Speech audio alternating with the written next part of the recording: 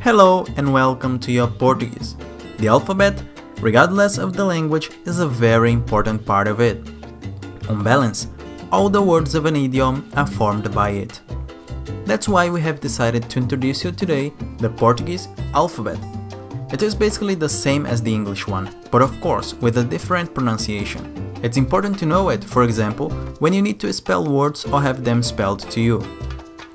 Let's see how it's pronounced in Portuguese. A, B, C, D, E, F, G, H, I,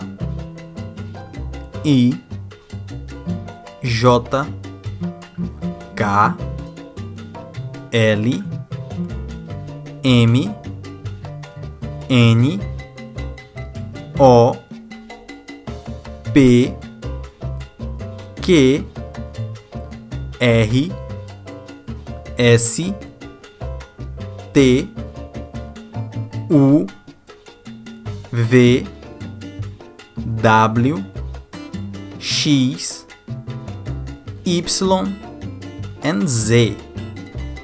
So, did you already know the alphabet in Portuguese? If not, what about beginning to learn Portuguese by it now?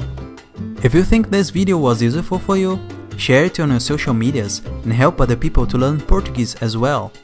Show us some love too, leaving your like on the video, and if you have some suggestion or constructive criticism, leave it in the comments area.